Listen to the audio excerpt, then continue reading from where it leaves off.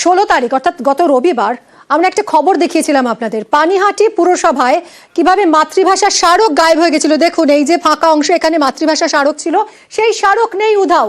শুধু তাই নয়, পানিহাটি পুরসভা থেকে, পানিহাটি পুরসভায় কাজী নজরুল ইসলামের একটি মূর্তি রয়েছে, সেই মূর্তিটাও একেবারে আগাছায় ঢেকে গেছিল। সেই খবর আমরা দেখাই এবং তারপরই পুরসভা নড়েচড়ে বসে পুরসভা কর্তৃপক্ষ, এবং সেই স্মারক, মাতৃভাষা স্মারক দেখুন আবার যথাস্থানে ফিরে এসেছে।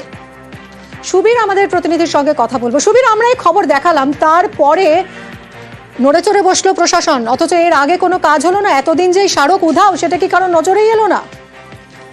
দেখো, একদমই ঠিক। কারণ 16 তারিখ অর্থাৎ রবিবার দিন কিন্তু আমরা এই খবর সম্প্রচারিত করি এবং এলাকার যারা সাহিত্যিক ছিলেন তাদের কিন্তু অভিযোগ ছিল যে দীর্ঘদিন পৌরসভাকে জানানো সত্ত্বেও পৌরসভাগতভাবে কিন্তু কোনো ব্যবস্থা নেওয়া হয়নি। তারপরে কিন্তু আমাদের নিউজ 18 বাংলা খবর সম্প্রচারিত হয় এবং তারপরেই নড়েচড়ে বসলো পানিহাটি পৌরসভা কর্তৃপক্ষ।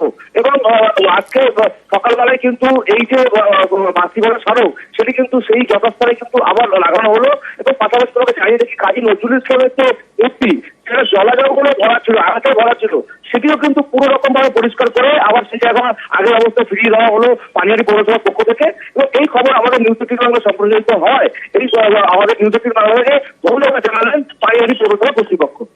ধন্যবাদ।